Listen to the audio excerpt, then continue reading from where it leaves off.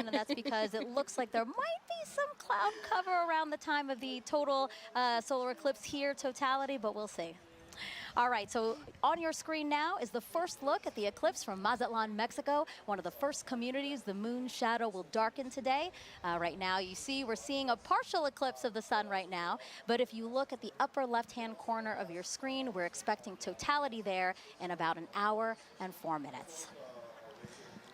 And we want to thank our team of telescope operators spread out across North America. Because of them, we will always have a view of the sun during this entire broadcast, which is really awesome. All the way from Mazatlan up to Maine. Yeah, a very large swath, and we have it covered the whole way through. Now, if you scan your QR code that you see on the screen here, it'll take you to a live stream dedicated to just those telescope views, and it'll also take you to a Spanish broadcast of today's eclipse, and that starts at 1:30 p.m. Eastern Time. And Sarah, as you know this, all of the telescopes used for this broadcast have special filters on them, and those protect the operator's equipment and also the operators themselves, because if you view the eclipse without the proper protection, then it can severely damage your eyes. Yeah, that's right. We want everyone to enjoy the eclipse today, but we want them to do it safely. Right. So how do you do that safely? Well, you should be shielding your eyes with eclipse glasses like these. Hopefully you bought them from a reputable source and that they have a special rating on them. And this rating means that the lenses meet international standards to protect your eyes from the sun's bright light.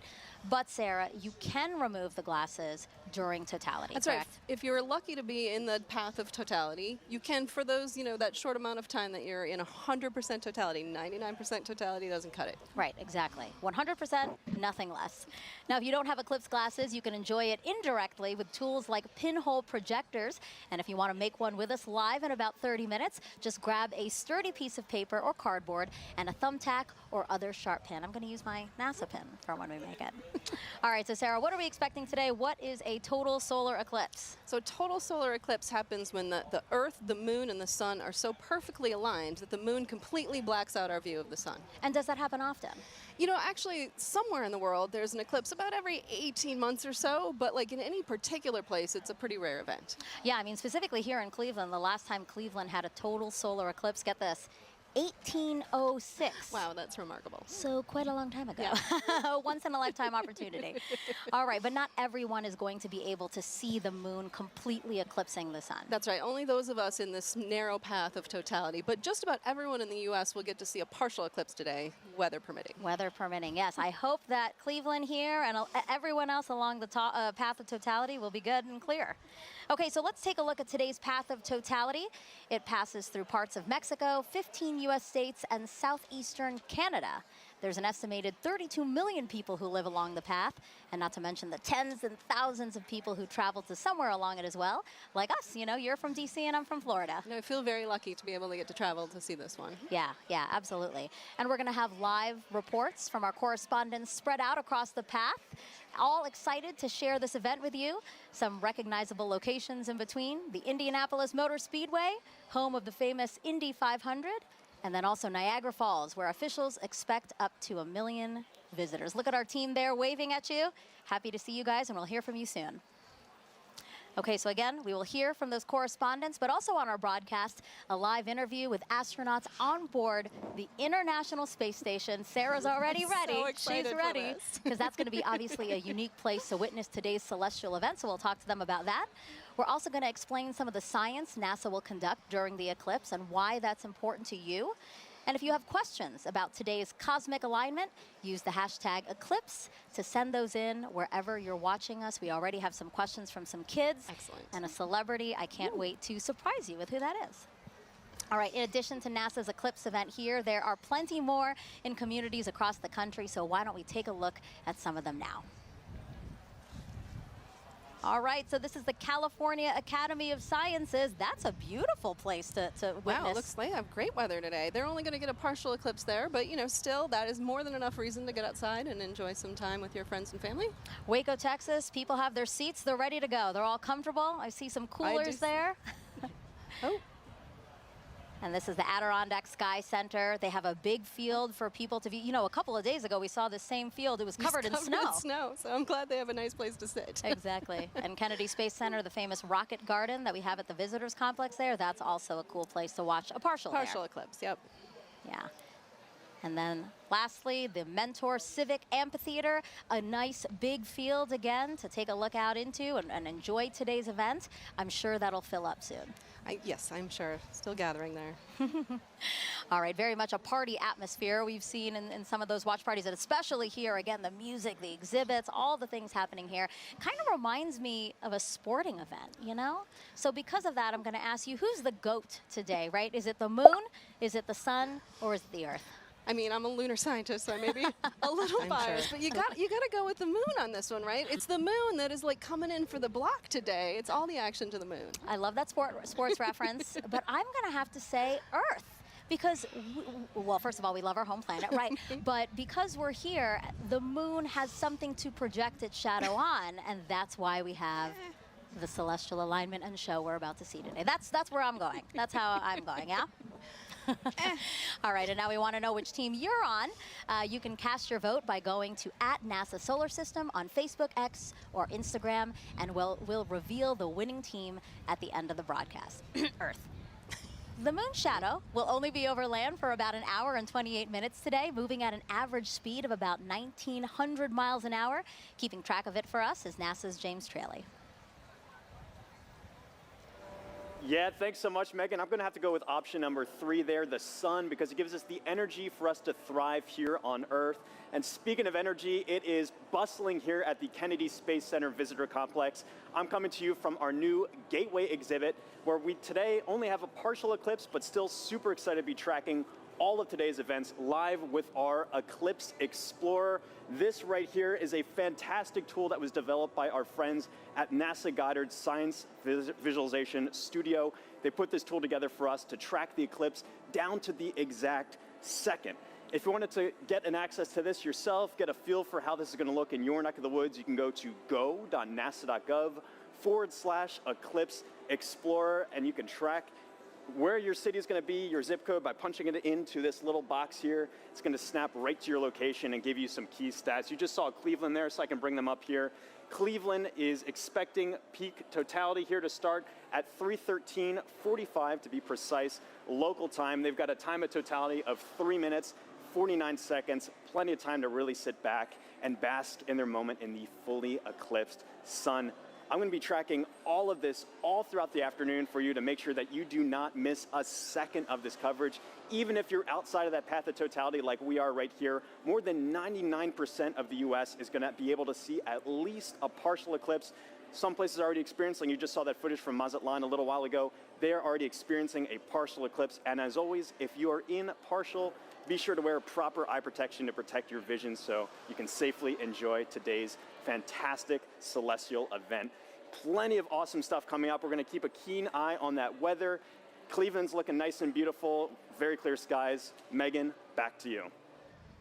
Thank you, James. And joining us now is Dr. Bob Lehman, a heliophysicist at NASA's Goddard Space Flight Center. Thank you. It's great to have you here. Thank you very much. So talk to us. Today's total solar eclipse, it's going to look very different from what we saw 7 years ago, right? It is, right. The sun is going to look, the solar corona is going to look very cool today. It's going to look cooler than it did last time. And I mean cool in the sense of wow. Not cold. Not cold, because the solar corona is like 1,000,000 degrees. But compared to last time, it was close to the solar minimum, the minimum amount of magnetic activity on the sun. There's this 11-year or so cycle, and 2017 was closer to minimum, and 2024, April 2024 is pretty much close right to the maximum of that. So we're going to see the maximum amount of dynamism, of activity, and it's going to look, you'll see rays shooting out. And does that increased activity mean that we have a chance for new discoveries today and increased science? Sure. So in addition to the science that will be done because of the eclipse, just greater activity levels means that we have more chance to see what the sun is going to do, increased radiation levels, increased activity eruptions that will affect the Earth. So how does that affect the Earth, and how do we study those effects? What do we have, the tools, the assets to study those effects? Sure. So we call the whole general thing space weather, so we get increased radiation or what we call coronal mass ejections, chunks of the sun that blow off and hit the Earth. And those affect things like power grids and radio communications and GPS satellites, all of which are everyday real implications for that thing that's 93 million miles away. And how do you feel? You know, you're a heliophysicist. This is kind of like your Super Bowl. Pretty much, yeah. You are not the first person to say that to me today. and are we right?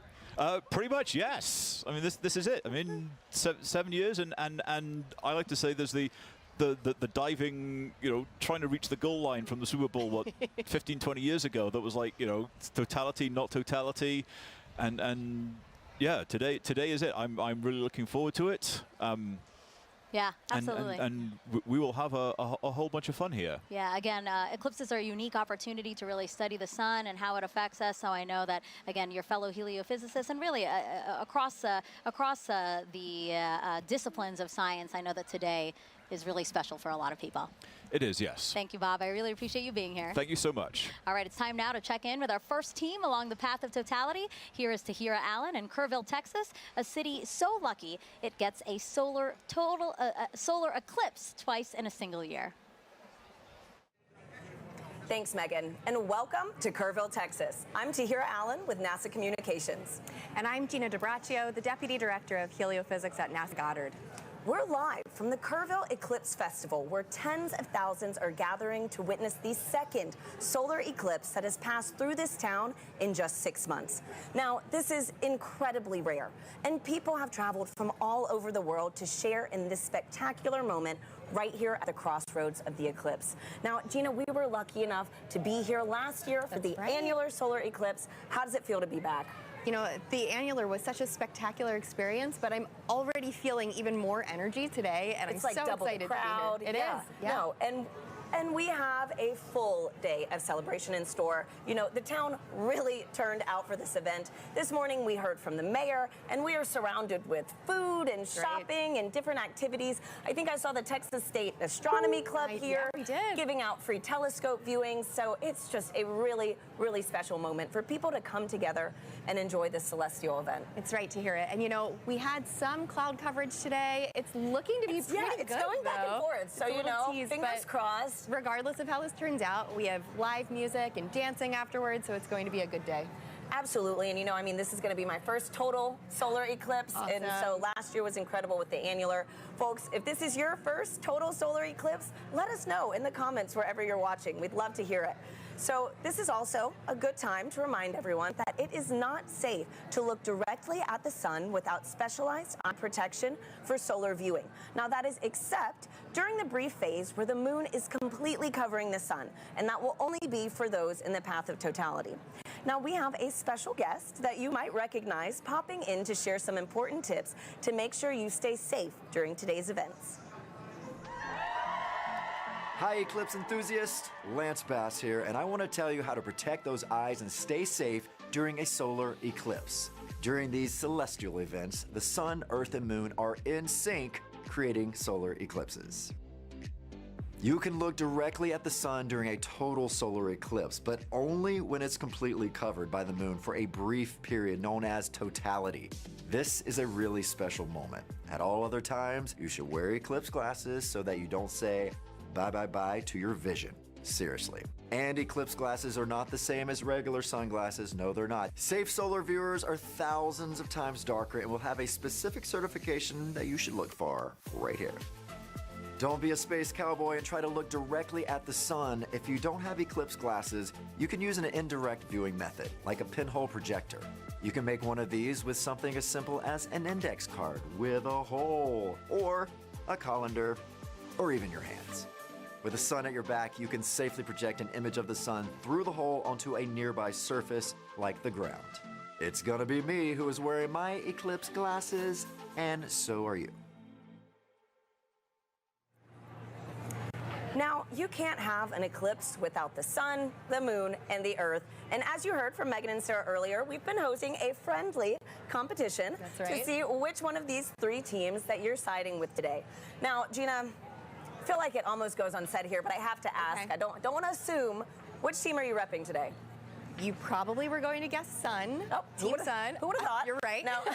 So Heliophysics, it's the study of the sun and its influence on everything. And it impacts all of our planets. And today, the solar corona is stealing the spotlight of the show. So Team Sun for me. I guess it really is the star of the show today. But you know what, Gina? I think I'm going to have to be a little bit biased, too. Okay. So International Observe the Moon Night, which is NASA's annual celebration of all things moon, actually falls on my birthday this year. Okay. So I think I'm having a little bit of a lunar connection. All right, Team But Moon. for those watching, if you haven't joined the fun yet, you can vote for your Eclipse team on NASA's Solar System Facebook, X, and Instagram. We're going to be sharing those poll results throughout the show, so be sure to go vote for your team. Now, also during the broadcast, you can send us questions using hashtag Eclipse on social media. We have teams standing by online to answer, and we're going to be taking some of those questions live on today's show. Now, speaking about taking questions live, Gina, we actually had some kids send in videos before today's show. Oh, nice. So let's roll one of those right now. My name is Jonathan. My question is, will NASA do any experiments during the solar eclipse? Thank you. Oh, great question, Jonathan. Now, we have a bunch of different experiments that will take place during the eclipse today. So first, we're trying to study the solar corona. So we have NASA's WB-57 high-altitude research jet flying across the path of totality, taking pictures of that upper atmosphere of the sun, that corona, so that we can learn its composition, why it gets to be heated to extreme temperatures. But we also care about the eclipse's impact on Earth and the upper atmosphere. So we're launching 3 sounding rockets up into the atmosphere before, during, and after peak eclipse so that we can study how the atmosphere is changing as well. So, you know, we're studying it with a plane, we're studying it with rockets. Exactly. Any other way? You know, we have balloons, science balloons that are going up too, and we also have different ways that the public will be able to get involved in some of these experiments too. Thanks, Gina. And I actually have a great follow-up question to this. This is from Lisa on Facebook, who wants to know more about the sounding rockets. So they ask, why is NASA shooting rockets into the moon's shadow during today's events? Okay, let's talk more about the sounding rockets because they are a lot of fun. So the first sounding rocket will be 45 minutes before peak eclipse, the next one during that peak eclipse, and the final one after, 45 minutes after. And that's because we really want to understand the difference in density and temperature and these different factors in the upper atmosphere and really get a sense of how the atmosphere changes as the eclipse is coming and passes over. So we have all these rockets going up and it'll be a good day for that. Great, and hopefully we'll get to see a replay of that later on in today's show. That's right. Now, folks, it is really special for us to be back here in Kerrville, Texas, covering today's total solar eclipse. Just last October, an annular solar eclipse passed right through this town. Now, for a location to be at the crossroads of these two incredible celestial events is rare. Let's take a look at how the community has been preparing in the lead up to this big day. Kerrville is the eclipse capital of the state of Texas. It is known as being the capital of the Texas Hill Country. It's the epitome of Texas. Ranches, deer, beautiful streams like the Guadalupe here.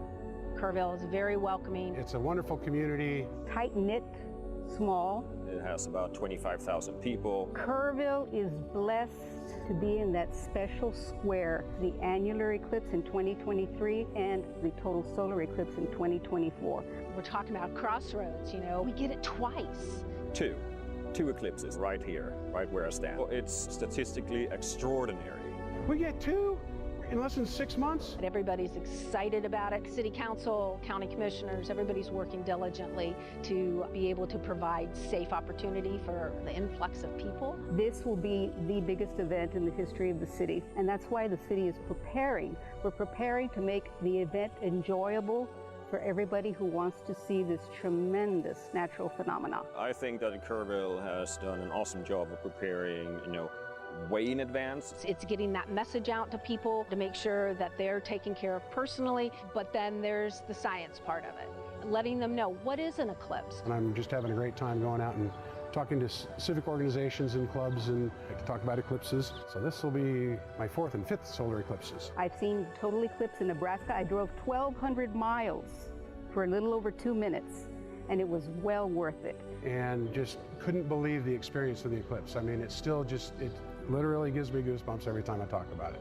It's a visceral, emotional experience that is just, you have to experience it to understand. I thought I knew what it would be like, but I gasped at the sheer wonder. It's going to be a, you're going to hear that intake of air and awe. It was the most beautiful natural thing I've ever seen. So to have an eclipse basically in my backyard is just, it's indescribable.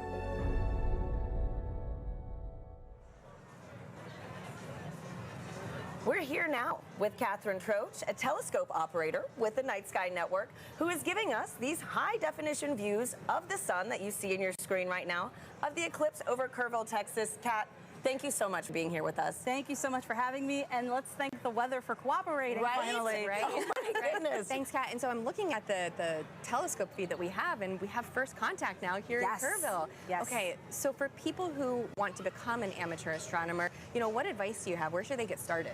The easiest way to get started is to look up Night Sky Network. Night Sky Network has over 400 astronomy clubs in the United States. You would just use our search function to plug in your city and find the club that's closest to you. And if you don't have a club that's close to you, you can use our coordinator tips to start your own astronomy club. Wow. That is awesome. And you know what? For folks, if you want some more details on the Night Sky Network and other things on how to become an amateur astronomer, you can visit go.nasa.gov/Night Sky Network. Now, a fun fact about today's broadcast that I absolutely loved learning was that so many of our telescope views that you're going to be seeing today are from amateur astronomers. And so, Kat, again, on this topic of, sky gazing, I heard that those in the path of totality might be able to witness more than just a total solar eclipse today. Could you give us a sneak peek on what we could expect? Absolutely. So if we have clear skies in the path of totality, as it gets darker, you'll start to see two bright points of light. That would be Jupiter and Venus. And then as we get to totality, at totality, you'll be able to see the fainter planets, Saturn, Mercury, and Mars. And if you're lucky, you'll be able to catch Comet 12P. Oh, what a crazy, cosmic alignment today, So, man. Great. So for the amateur astronomers that actually want to view today's celestial event, what tips do you have for them? So, of course, you need to have solar protection. You need to have solar-safe glasses. And you need to have solar filters for your telescopes, your binoculars, your cameras. But you can also use indirect viewing, like a pinhole projector box, or you can use a disco ball. A disco ball? Yes. Wait, how does this work? Can you, walk us through this? So as the sun hits the mirrors, and it'll cast a little reflection onto the surface here, you'll see little crescent shapes as the eclipse progresses. That is incredible. We need to keep that disco ball. Oh, yeah. Right? No, seriously. So, Gina, didn't you say you could also use your hands That's at one right. point? You can take your fingers and weave them together to let the light project through so that you can see the projection of the eclipse on the ground. Absolutely. There. That's fantastic. So a lot of different ways to be able to view today's event. There's no one wrong way to do it, unless you're just using to do it. Just do it. Just make sure you do it safely. And so, Kat, too, earlier you gave me a little reveal of your shirt. It is too perfect for today's show. Could you give our viewers a little taste? Sure, no problem. So if you know, you know. If you know, you know. Totality going on at the moment. Love it. Thank you so much for being here, Kat. Thanks you again for having me. Absolutely. And so now coming up soon, we're going to get our first views of the total solar eclipse as it begins in Mexico, sweeping across North America. We have correspondents all along this path who are going to bring you live into the action as it happens. First up, let's check in with Joy Ung in Dallas, Texas. Thanks to Harry and Gina. So welcome to the Dallas Arboretum and Botanical Garden.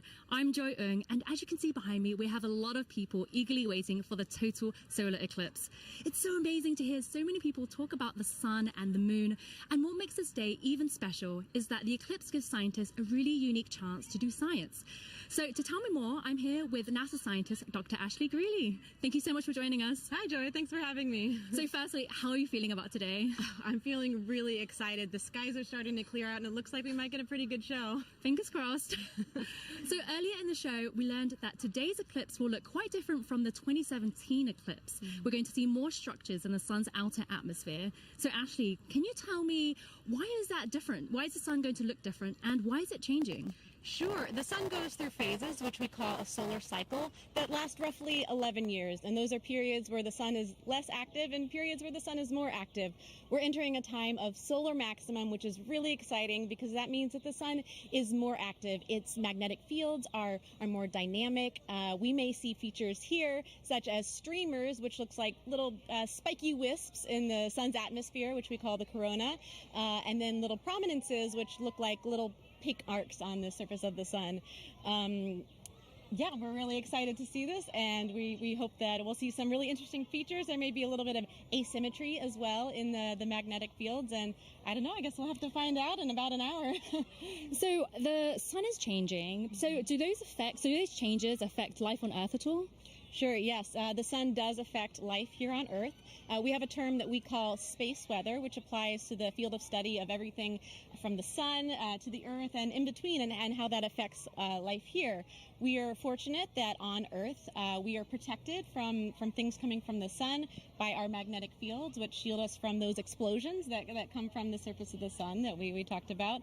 Those can result in really fun occurrences, such as the aurora. There can be some negative side effects, but those are mostly limited to things that are outside our magnetic fields.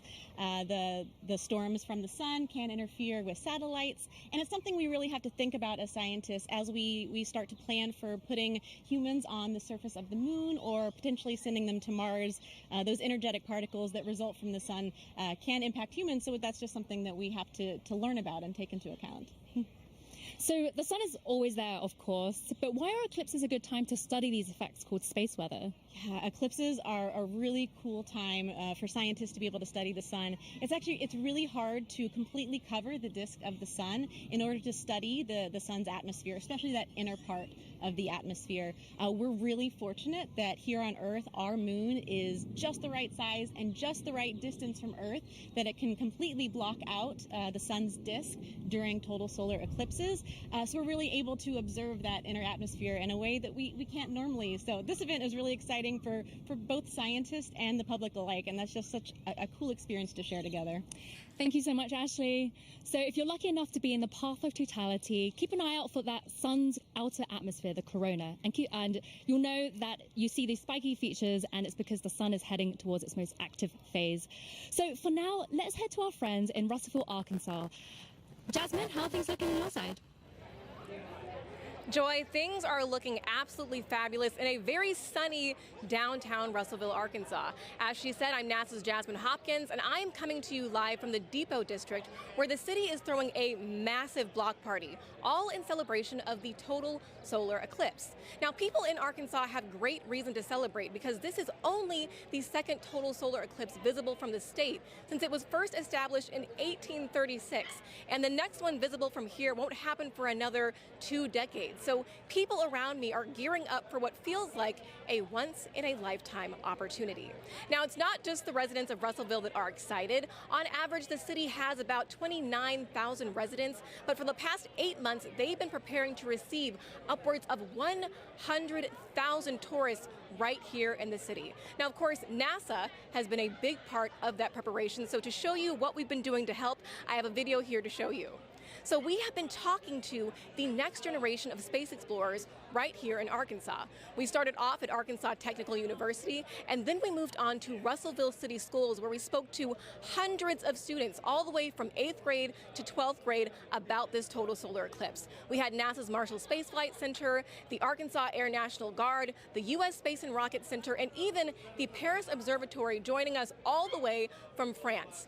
Now, during that moment of totality, Arkansas will experience from 94 to 100% obscurity from the sun, and we'll have 4 minutes and 12 seconds to really soak in that fantastic cosmic event. Now, until that moment, of course, we are telling the residents to stay safe, keep those solar eclipse glasses on. But now let's go from Arkansas to Illinois with Blair Allen. How are things looking for you? Jasmine, we're super excited here because crowds are filing into the stadium, but the main story here is the weather. Everything looks absolutely good and clear for totality today. We're very excited. We're just hoping, just like 2017, a little cloud doesn't come in and obscure things. But I tell you what, There's been a total solar eclipse here in 2017. Observation did not stop at SIU. Joining us now are two SIU students who actually did some observing. This is Callie and Paige. Now, Callie, I know that you guys went to Australia in 2023 and you observed the totality using an interesting technique. Can you tell us about that? Yeah, so when we were in Australia, we used a sun funnel to view it, and what it does is it projects basically what the telescope is seeing onto a film. And so a sun funnel is just basically a funnel with two hose clamps and rear projection film, and it just projects the sun, and we actually captured a picture of totality as that eclipse was happening. And it's pretty cool because it allows other people, instead of having to go through the eyepiece, you get to see it. Pretty impressive. Now, Paige, you guys are going to do some observation today. What are you set up for here in Carbondale today? Yes, so we have two telescopes set up with the sun funnels for viewing for a select view of the public, and right now we're pointed at the sun and we're excited to see totality. Now, what are your odds on good weather? It's looking pretty good. I'm excited. Isn't that great? I'm so excited. I tell you what, one final question, because I know you're experts with solar safety, but Team Earth, Sun, or Moon? We're both Team Moon. Team Moon, Team Sun. I tell you, that's the best you're going to get, but we're all pro Eclipse. Back to you, Tahira. Let's go Team Moon. So, as you can see, folks, we've got a lot of exciting things in store all across this country, and that was only half of it. You're going to meet three more of our locations later on in the show. Now, Gina, we've got a ton of questions coming in online right now from our viewers. Yep. How do you feel about some Q&A? Let's answer some. Okay, perfect. Let's do it. So our first question is from Fair Cerritos on Instagram, who wants to know, how can I help NASA?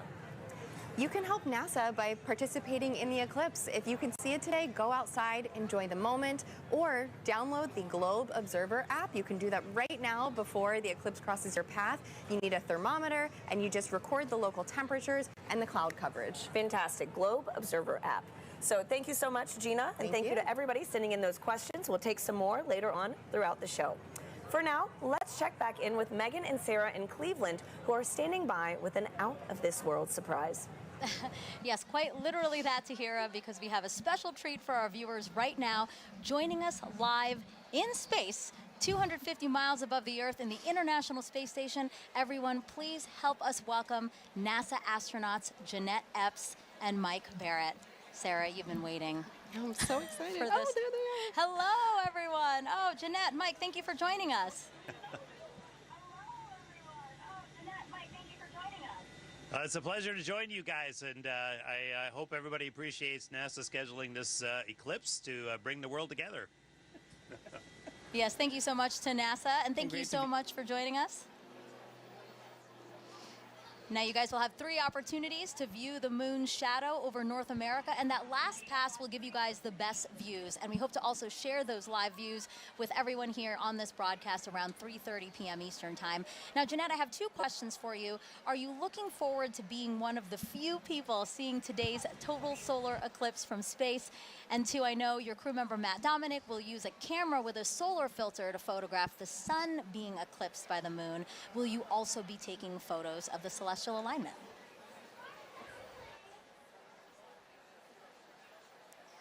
I'm definitely taking pictures of the solar alignment.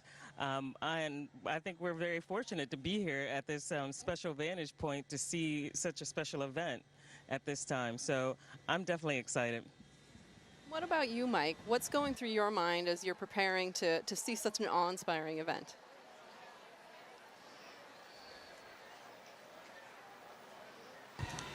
Well, admittedly, I'm a bit of an eclipse junkie. You know, my first one was like when I was 19 with the homemade telescope in the desert, and a few since then. And actually, during the 2017 eclipse, I was on a chartered aircraft several hundred miles off the coast of Oregon watching it. And I got a strange bucket list, and this is one of the things that's on it, to actually watch an eclipse shadow cross the Earth from space. So I'm ecstatic to see this box gets checked and just to see this amazing thing from up here. Yeah, the fact that that was actually a box on your list is pretty That's amazing. amazing. And then now it's getting checked. So, you know, for those wondering, this is what the moon's shadow will look like to Jeanette and Mike. We're going to show you video taken from the space station of the total solar eclipse in 2017. And you can clearly see the shadow moving across the top of your screen there from left to right. We actually sped up the video so you can see more of that transit. This would look a lot slower to them, but really cool. Jeanette, eclipses give us a unique opportunity to study the sun and how it affects the Earth. Can you tell us about the atmospheric waves experiment attached to the outside of the space station right now?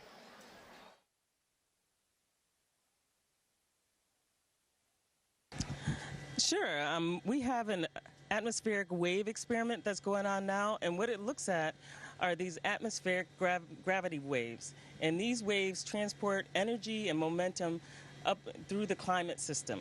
So with the imager on the atomic wave experiment, we're going to look at how these atmospheric gravity waves impact our Earth's climate, how it can impact our space and global and all of our comms, how it can affect our navigation system. And so over the next 2 years, researchers will use an infrared imager to look at the global distribution of these waves as well as their characteristics.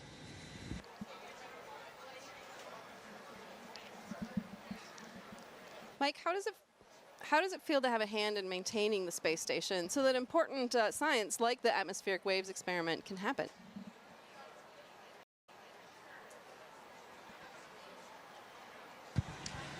Well, of course, the main reason we're up here is actually to conduct that science. We maintain the station to keep this platform what it should be, what it was built to be, which is a vibrant laboratory, which covers so many different disciplines on the inside and the outside, like the gravity waves experiment. I mean, it's an honor and a privilege, as much as anything, to have a hand in that science, and we end up being basically the eyes, the hands, the on-site presence to conduct that science. And we get to be the first to see results of just amazing things that are years in the making by a bunch of really smart, ambitious scientific teams on the ground. So that's really where the joy is. Maintaining the station is just like maintaining a research ship, something I actually quite like. So I feel very much at home in that role.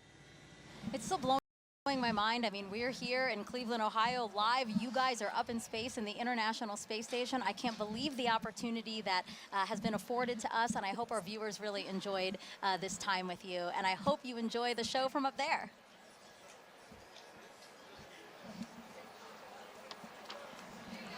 All right. We have, but we do want to close by saying, first of all, we really enjoy being here, but everybody stay safe.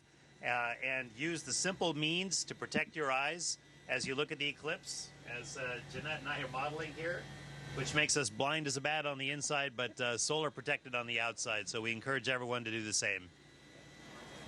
Really great advice from both of them. Thank you so Thank you much. both. Sarah and I have our glasses, right. and we're We are ready to ready go. too. Also blind if we don't do this. All right, again, Jeanette, Mike, thank you so much. And we actually have some time to take questions from the audience. We have #Eclipse. That's how you can send questions to us. So let us take a video from another curious kid we have watching. Hi, my name is Adrian. My question is, why will we not see a total eclipse in California? Thank you. Well, it's a great question, Adrian. So we only a precious few today are going to get to see a total eclipse because the moon is so much smaller than the Earth. It only casts a very narrow shadow. But still, even in California, you're going to get to see a partial eclipse, and that is still a really cool event. So I do encourage you to get out there and see it for yourself today. Yeah, absolutely. So again, #Eclipse. Wherever you're watching us, drop that in the comments, and we'll try to get to as many questions as we can on the show. Okay, so we have, obviously, people celebrating with us online and at events across the country. So why don't we check out some of those events again now? Waco, Texas again. People look very, very comfortable in their camping chairs and spread out on picnic blankets. They look like they're having a good time. Yeah. A few clouds. A few clouds, but again, they have some time there before. Kennedy Space Center, they will see a partial eclipse. We have some people walking around the Rocket Garden. Oh, it looks like they have beautiful weather there. California Academy of Sciences, yes, they do. They have clear skies. We're very, very jealous over here. And then the Mentor Civic Amphitheater that's starting to fill up. Exactly. There were fewer people when we checked in ago, but now lots of people there and lots of people at the Adirondack Sky Center. I wish I could wave and say hello. They look like they're getting ready for some stuff, though. Yeah, absolutely. They've got Again, a the little time to snow wait. cleared out because Yeah. there was snow over the weekend, but now it looks like a beautiful, probably still crisp day there for them. Okay, and now we're back here with astronaut Steve Bone, who's looking around, taking in the sights, Steve. I am. see. It's just an amazing amount of people. It's really cool to see. Yeah, it's really- absolutely. you can feel the energy. And it's really beautiful. cool that you're here. So Steve is here because, you know, obviously, as we've been saying throughout the show, you really should have these glasses to safely view the eclipse. But if you don't have glasses, that's why Steve is here. So Steve, I see that you brought some supplies for us. I did, and I have a little bit for everybody, and we'll see how we can do here today. All right. So this is like a pinhole viewer, and so it's basically a pinhole camera. I don't know if you ever had to do that when you were a kid, is make a little camera by basically poking a hole in a piece of paper. Okay. And then using that to focus onto a screen. Okay. And so we all have pins here, I guess. Yes. Got my So we have a Eclipse paper pin. plate, we You have your have Eclipse pin. index card, and we have pins. And I have my Crew 6 pin. Nice, nice. All right, so what do we do, Steve? Basically, all you have to do is poke a hole in the cardboard. Okay. And the sides of the hole will determine the focal length, the focal distance of your viewer. And it Okay. has to be big enough that the light will come through. And it's sometimes hard to do if we don't have like direct sunlight. So you want to make sure you have a big enough hole. I think Okay. that'd probably be enough. Yeah. And then what you'll end up doing, if we had the sun, you could basically over your shoulder, don't look at the sun. Sun behind us. Sun behind us. Yes. And so you hold this up, and you'll see, you can actually get, there it is. I can see. We do see it with the lights, the studio Yeah, lights. you only need a little bit, and then depending on how far in and out you move it, and the size of the hole, that gives you your focal length, Got it. just like a lens. And basically, like we're saying with the studio lights, if something were to pass over the studio lights, that same shadow essentially would be projected through Absolutely. the index card right now. That's how you safely watch it. That is a good, safe way to watch it. There's a lot of other ways to see it as well. I know And, that. Oh. I have that. Come prepared. Colander, right? Yeah. So that's a lot of fun because if you're in an open area like this today, and you don't have your glasses or you just want to see something really cool, again, put it over your shoulder and hold it. And you'll get a big array of all those little eclipses happening on the ground below you. Yeah, actually, I think we have a picture of that. I'd love to see that because really it is Yeah, a it's very, pretty. perfect. Look at Yeah. that, Steve. Oh, yeah. Well, I mean, even if you don't have anything, right, you can actually use your hands to make your own sort of improvised pinhole camera. Absolutely. That's amazing. And, you know, I was explaining a little bit ago that in my own yard during the annular eclipse, when I was out working in the yard, and I said, hey, there's an annular eclipse going on. So I went under a tree, and I was looking at a tree, and then on my driveway, all these little eclipses, just Oh, that's hundreds of them. amazing, yeah. And Beautiful. it's absolutely amazing pictures. Beautiful. Great. So I hope if So- people have trees near them, they can take a look at that. Steve, thank you so much You're for very being welcome. here. We really appreciate it. Have a great day. All right, so the eclipse is getting closer and closer to the west coast of Mexico. We will experience totality there at Mazatlan, in particular, 2:07 p.m. Eastern Time. So let's head back over to James at our eclipse board for another look at the path of totality. Yeah, thanks so much, Megan. A lot coming up very soon, and make sure you know exactly when to go outside to observe that totality if you're on our path, or even right now if you're experiencing a partial eclipse. I've got in our Eclipse Explorer here, I can zoom out just a hair here to show you this. I've got our penumbra on, so this is all the places inside here already experiencing a partial eclipse. You've been seeing some great feeds from our camera in Mazatlan, Mexico. They've been experiencing that kind of crescent sun for a little while now. They're just about 20 minutes out from actually experiencing totality itself.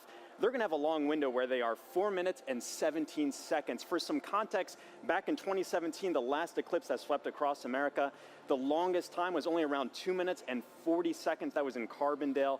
This time around, some very long times, just a little bit northwest of Torreon, Mexico. They're going to get upwards of 4.5 minutes. A lot of time to really observe it, but just make sure that you know when to be outside. And as always, access that tool at go.nasa.gov eclipse explorer. This is going to keep moving on. You see this little thing. I have this actually running in real time. This is our shadow of totality. This is going to continue to move further and further to the northeast and actually make landfall in just a few moments in Mazatlan, Mexico. As you've seen all throughout the broadcast, we've got correspondents all up and down the U.S., all the way up to Maine, covering this live. Very excited to continue tracking this. Make sure you know what's going on here. But for now, back to you, Megan. All right, thank you, James. So now let's introduce you to more of our correspondents along the path, starting first with NASA's Lauren Ward, standing by to show us what's happening in Indianapolis, Indiana. That's right. Thanks, Megan. We are at the Indianapolis Motor Speedway in Indianapolis, Indiana. It is a gorgeous day. Behind me, I have over 50,000 people here to spectate today. Today, we are waiting for a spectacle that is of a celestial kind. Of course, this is most known for the Indy 500, but we are waiting for something a little bit special today. With me, I have the 2016 Indianapolis Motor Speedway winner, Alexander Rossi. Good to see you. Good to see you. Thank you so much for having me. It's great to have you. So the Helio Big Year is a celebration of sun science and how the sun touches everything, including IMS. So tell me, the track when you're doing a qualifying round is about 4 minutes long, which coincidentally is the length of totality. So tell us, what is it like being on the track? You know what? The sun plays a huge role in determining the performance of the car based on the track conditions. So we actually, when it's a day like this, as much as it's beautiful for the fans, it's actually very difficult for us as drivers, because as the surface heats up, the oils come to the top of the asphalt and it actually becomes slippier. So that's surprising to people. They think that temperature would mean grip, but it is until a certain point. And then once it kind of crosses over 100 degrees on the surface, you start to actually go the other way. Wow. And tell me about those tires. How does the sun affect those? So we use slick tires. So Firestone tires are slick. On a road car, you have tread, right? Because they're supposed to use in all conditions. Slick tires actually have a bigger contact patch, more surface area, so they generate more grip at a temperature, right? So they operate between 180 to 230 degrees Fahrenheit. Again, the sun is good until a point. When they go over that 230 degree mark, you start to lose that grip again. Ooh, all right. Well, we have a little competition going on today. We're trying to determine whose big day is it. Is it the sun's, the moon's, or the Earth? So my question to you is, are you Team Sun, Team Moon, or Team Earth? That's a hard one, but I'm going to go Team Earth. You know, I just think we're so lucky, especially today with the people that are around us here, to be able to witness what we're about to see. Go Earth. Go Earth. You heard it here first. All right, guys, thanks. We'll be back here. Daryl in Niagara, over to you. All right, thank you very much, Lauren. Just 500 miles northeast of you, we are here at Niagara Falls, right next to the Niagara River. This is a special location for a lot of people because it is a once-in-a-lifetime opportunity to see a natural wonder set against a celestial one, the solar eclipse. And so let's talk first of all about the natural wonder, and it all starts right here. Look at this massive river and the amount of water that's moving through here. 500,000 gallons of water, 500,000 bathtubs actually going over the falls at every 60 seconds. It's tremendous, the flow here. It interacts with the air, it hits the rocks, and it also, you know, it flows up a mist column that is omnipresent. This is always here. So one of the things that eclipse watchers want to see is, how does it interact with the light? Will we have a pink rainbow because only prominences from the sun will be seen and they're pink? We'll have to see about that. One thing we do need is a little bit better cloud clearing around here, because we do have some cloud cover. But that's okay. People who have gathered here are excited and they're hopeful that it will clear. Who's here? Well, I want to show you our camera from about 500 feet away. Look at all my friendly eclipse watchers. Are you guys ready for an eclipse? Yeah! Whoa, I love the energy. We could use this energy to blow the clouds out of here. As our camera backs out, you're looking at Terrapin Point, and this is the lawn here. It's roughly the size of a football field, and everybody who's here, a lot of people came in at 6 a.m. this morning. They currently cut off the park from anybody from coming further into Goat Island here. So this is the max capacity that we're at right now. It's that popular. Over to the other side, our friends from Canada. Look across the river gorge, about 1,000 feet away. Niagara Parkway is lined with people. So it's a beautiful shot over there, and we really appreciate our Canadian friends who have joined us. Now, this is our Canadian friends who have joined us. Now, this isn't just about the solar eclipse. We've been here for the past week, and we were at locations all across Niagara Falls, 12 to be exact. Take a look at this video. Crowds of people packed the Niagara State Park Welcome Center, where Commander Munikin Campos, the mannequin who flew around the moon during the Artemis 1 test flight in 2022, was on display. Our partners at the Canadian Space Agency sent kids virtually to space all week long. And NASA experts from the Kennedy Space Center gave presentations and talks at places like the Niagara Aerospace Museum and libraries across the area. The outreach was a huge success, with thousands of people participating in the events and passing through our exhibits. And we just want to thank everyone who came out to see us at all our locations, and we hope you left a little inspired about space exploration and a little wiser about all NASA's missions. Okay, coming up, we've got a very special guest for you who's going to share the eclipse with us, CSA astronaut Jeremy Hansen. He's going around the star today, the moon. Not the star, the sun, the moon. The star of the show, I should say. He's going to be here. He's interacting with the public. We're going to get his thoughts on totality along with everybody else who is here. And we're pumped and excited. Right, everybody? We ready for the eclipse? You can hear the excitement. All right, now I'm going to send it 800 miles to the northeast to my colleague Angelique Herring, who is in Holton, Maine, where I hear you have some pretty good weather. Hello, Daryl, and welcome everybody to Maine. That's right, we do have some great weather. We are here in Maine, and actually we're about 3 miles away from the Canadian border, and also about the last stop on I-95 North. So we're the northmost spot for today's eclipse broadcast, at least in the United States. And so hello from way up north. Now, just like Daryl said, we do have some excellent weather here in Maine today. We've been here for a couple of days, and it's actually been pretty wintry right up until about yesterday. We had snow, it was pretty cold, but you know what? Today, the sun is out, the skies are blue, and it's looking like perfect conditions for an eclipse, or as the Mainers would say, wicked good weather. Now, we're actually standing here in Market Square in Maine, and we are outside of the Temple Theater, where it has actually been in operation since 1919.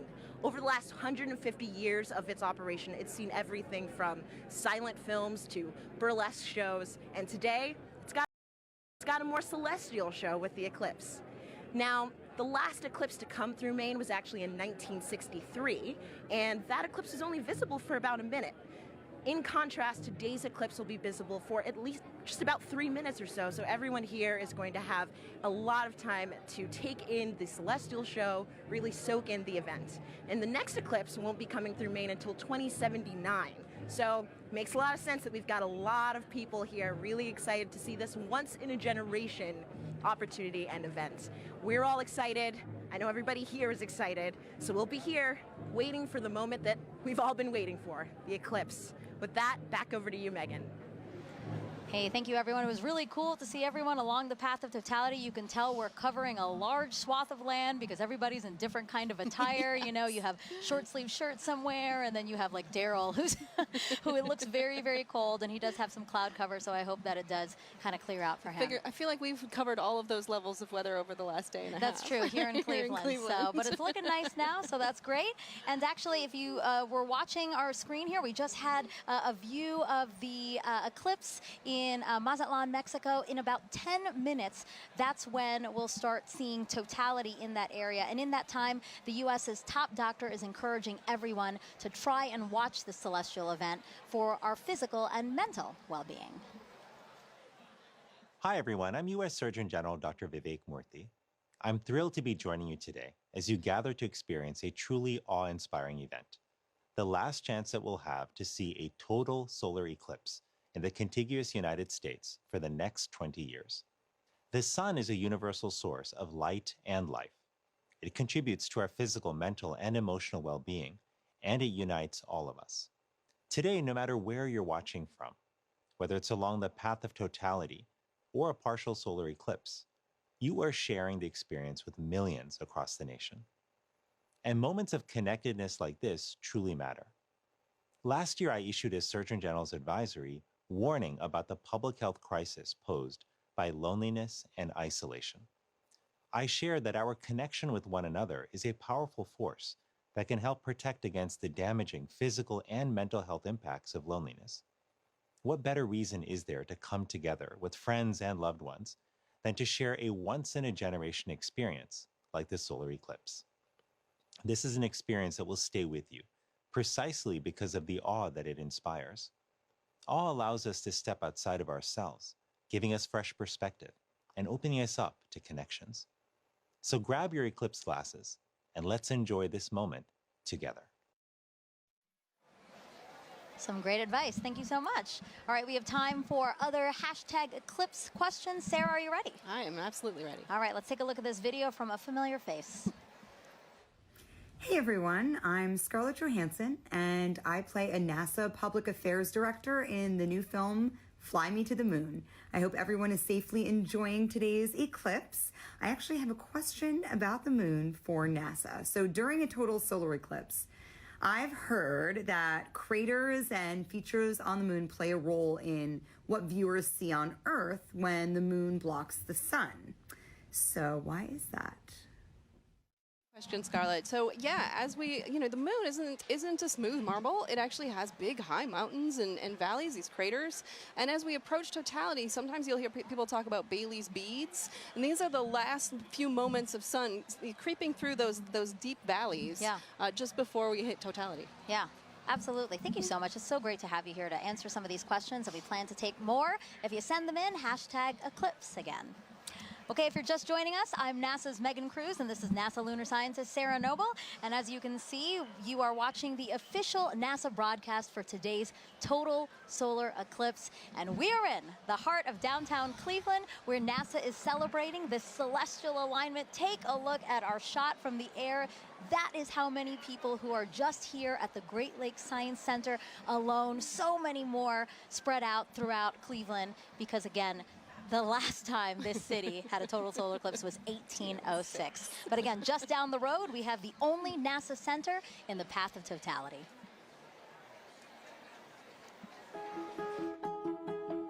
When it comes to NASA, I think a lot of people initially think of rocket launches in Cape Canaveral or astronauts floating above the Earth in the International Space Station. But there's a lot of research and engineering and testing that needs to happen before anything can fly. And we have those capabilities: supersonic wind tunnels, microgravity drop towers, vacuum chambers, and a research aircraft hangar. And that's why people from all over the world come to NASA's Glenn Research Center right here in Cleveland, Ohio. What we work on: power, propulsion, communications. You need it for anything that flies. We like to say the road to the moon goes through Ohio, and that's because our test facilities are crucial to advancing the Artemis program. Part of our vision for going back to the moon and establishing a sustainable presence is having a lunar gateway. A lunar space station can fly successfully around the moon and sustain astronauts there. And we are leading the program that's developing the power and propulsion element. NASA's Neil Armstrong Test Facility in Sandusky, Ohio. It's the only place in the world where you can test a full-size spacecraft for all the extreme conditions of launch and spaceflight. Right now we have the Orion spacecraft. This is a spacecraft that actually went around the moon, but we're using it as a test article now to make sure that in the launch environment, that spacecraft is safe. When it comes to aviation, every U.S. plane has NASA Glenn technology on board, which makes your flight cleaner, safer, and quieter. And looking at solutions like electric and hybrid electric propulsion systems that will reduce or give us different ways of converting energy that are cleaner.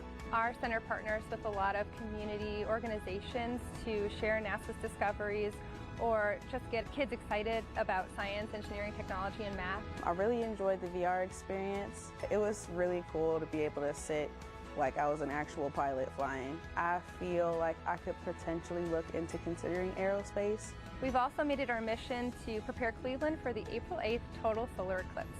We demonstrated different types of hands-on activities for educators to share with their students, as well as the science behind a total solar eclipse. My favorite thing about Glenn is our people. Not only are they crazy smart, but they are genuinely good people. And we are literally part of almost everything NASA does. And so what's really great about being here is you're in the heart of it all. And joining us live is now NASA Administrator Bill Nelson. So great to have you here for this celestial event. Thumbs up. Thumbs Thank up from the you. Administrator.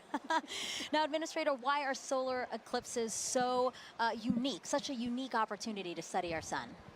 Because you have the alignment of 3 celestial bodies, and unique things happen when that occurs. And it has a profound effect here on Earth. Just think about it. The middle of the day, all of a sudden, it gets totally dark. And us Earthlings are not accustomed to that, and nor are the other little Earthlings. Right. All the animals. But it's also an opportunity for us to study much more one of those celestial bodies, and that's our star, our sun, and our star in our solar system. And we can find out more about that gaseous explosion that's coming out from the core of the sun. When we can see it better, and we can see it better because we're not looking at the bright ball, you're suddenly looking at that corona, that mass of gases that are coming out from the edge of the sun. Right. And you don't have to be a scientist, right, to study this event, right? How do we get help from people across the country to help us study these things? Well, by asking them. Make a note of anything that you observe and then share that with us.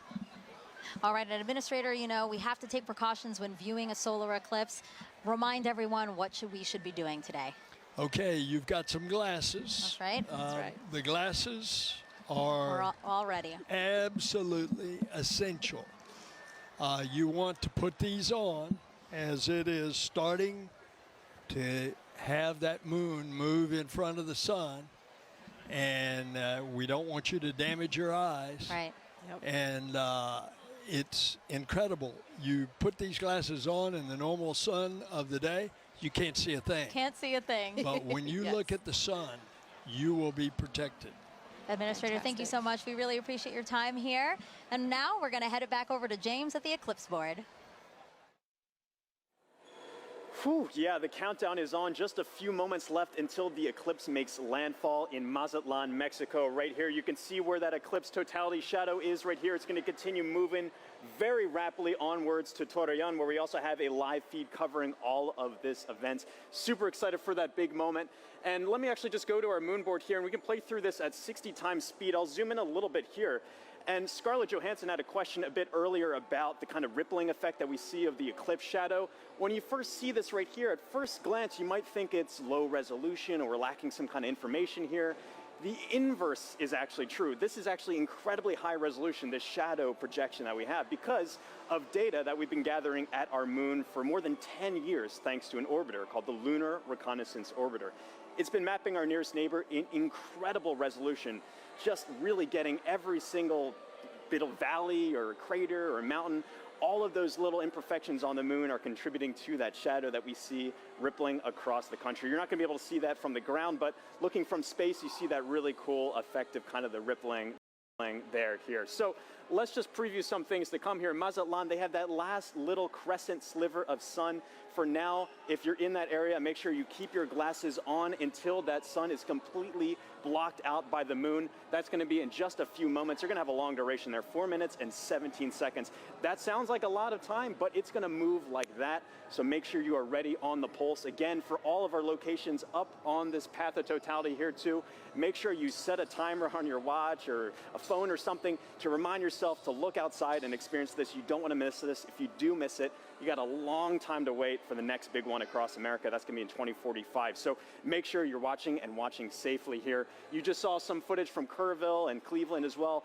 It's a little bit cloudy in some places, really hoping that that clears out in time for us to have that beautiful view. But in just a few moments right here, this eclipse is going to be coming up in Mazatlan, Mexico. So for now, this is going to be really exciting. The countdown is on.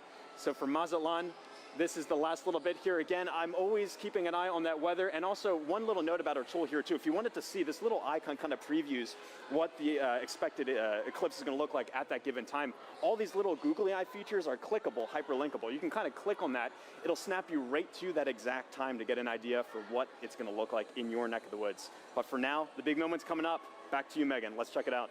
All right, thank you, James. And as you can see, wow, we just have a tiny little faint sliver left of the sun in Mazatlan, Mexico. We are expecting totality in 1 minute and 35 seconds. You know, joining us now to walk us through this, Kelly Korrick, an astrophysicist from NASA's Heliophysics Division. Kelly, tell us about the science NASA is about to conduct right now in Mazatlan. So science that they're going to conduct is about the WB-57. So we're going to fly some planes over and make sure that we can actually see that solar corona, that hot atmosphere that's around the sun that we're about to get once we reach totality. Yeah, and it looks like it's almost there. Yes, it's almost there. You know, we have a view right now of inside the cockpit of one of the WB-57s, or at least we're efforting one, because as you said, this is going to be a huge part of what we do in Mazatlan. Definitely, yeah. It's the there it is, Kelly. Oh, there it is. Oh, look at that view. So we're looking out. That's great. We're looking out, and it looks like we might be able to. We're seeing a lot of clouds, but hopefully a shadow as well as we're coming in to totality there. And so yeah, so these WB-57s are carrying 3 different instruments or 3 different experiments, 2 to look at the sun and 1 to look at our atmosphere, because our atmosphere actually responds to the eclipse, and we're trying to figure out how that ionosphere, that layer of the atmosphere, actually responds to it. And you said it does look like there's already a shadow over land. You know, we also have a shot, and we'd like to pull that up now, a shot of the coast and the fact that it's already going on over. And you know what's really cool about all of this is we do have eyes all over this thing because we are collecting so much data. Yeah, definitely. I mean, we have the stuff here. We also have rockets on the other side of the country being launched. So again, study that. Oh, look at that. There's the diamond ring. That's right. We're not there, but I feel the energy just watching it. Yeah, so this is because of the craters and the peaks and valleys and the moon, we're seeing the last bits that are just getting through, and now we're getting to totality. This is great. So you're starting to see those pink fingers out there kind of sticking out. Wow. So again, totality here in Mazatlan, Mexico, the first community in North America to experience the moon completely eclipsing the sun. And if you are in Mazatlan right now, it is now safe to remove your eclipse glasses for the next 4 minutes. And you mentioned some of those pink filaments that we're seeing, right? Can you talk us a little bit through that, Kelly? Yeah, so those pink filaments, because they're helium-rich, that's why they're appearing pink and they're hanging out there. Those could be the start of space weather. So there are lots of tons of material, billions of tons of material that could possibly be one of those explosions for space weather, the reasons why we really study the sun and try to understand how to live with the sun. Well, can you explain why space weather is important to us here on Earth? Definitely. So it's not just satellites that are interested in space weather. It's also our power grids, because of those energetic particles coming from those big explosions that can happen in the sun. That could damage our power grids. It could also do things like interfere with GPS signals. And I know we all use our phones to navigate everywhere. So if we didn't have that, that would be a big problem. So we're looking to understand it better so we can all mitigate all those things. Some of the movement we're seeing here is just our telescope operator adjusting, because again, they needed to make some changes for before totality. Now they're viewing it a different way, and then after totality we might see some shakes there as well. But I really just cannot believe how crisp it is. As we said, it's not a marble, but I mean just the view of it is so crisp with these little again, those filaments are just amazing that we can see that to such accuracy, you know? Right, definitely. And also the white fuzz. I mean, you're seeing something that's 1,000,000 degrees just hanging out all around the sun. And you know, 3 billion Earths can fit inside of there. So there's a lot of atmosphere there, all around there, just hanging out, being very warm. And so one of our mysteries is, and one of the B-57s are addressing. There you go, WB-57, our pilot. He's flying. So basically, Kelly, he is going to fly and try to chase down the shadow for as long as possible, keep up with it as long as possible. Exactly. The shadow is much faster than the plane. However, they can chase it for a while and get an extra 2 minutes. So on the ground, we can only get 4.5 minutes, and they're going to get 6.5 for that plane. I love that they're waving to us. Oh, there you go. And now we're flipped. Now we're seeing the front. So again, they are in night. I mean, it looks very dark with only some light on in the horizon, yeah? Right, yeah, and that's what we'll expect wherever we see totality, is the night sky is very dark. You might even see some planets or stars, and then you'll see like twilight all around in a 360 degrees. What an amazing vantage point as well. My gosh.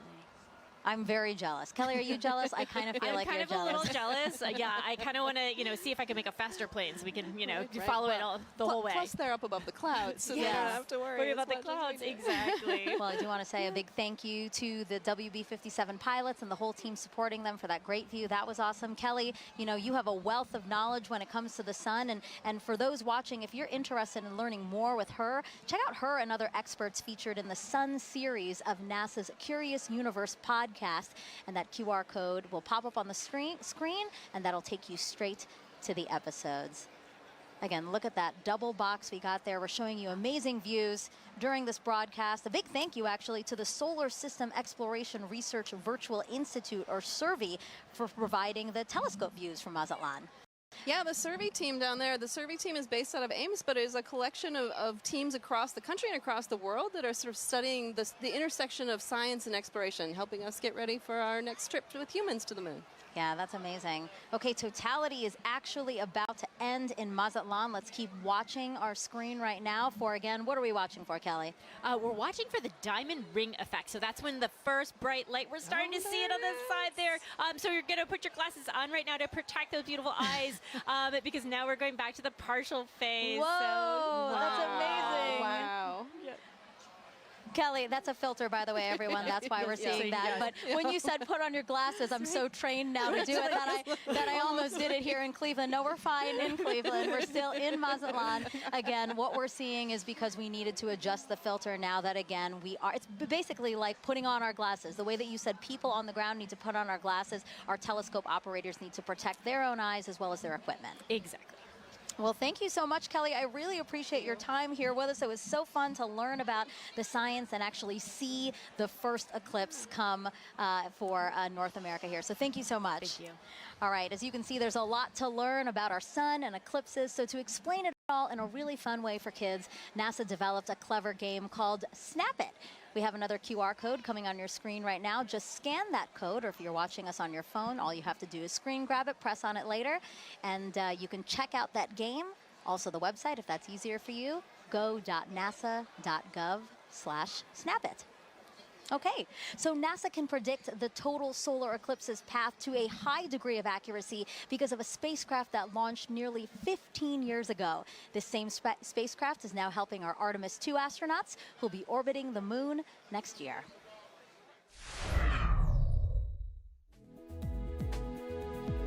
NASA's next step in establishing a long-term presence on the moon is sending 4 astronauts to fly around it with the Artemis II mission. Part of the crew's training has been to study images from NASA's Lunar Reconnaissance Orbiter, or LRO. The spacecraft launched in 2009 and continues to use 7 instruments, including a high-resolution camera, to help us learn more about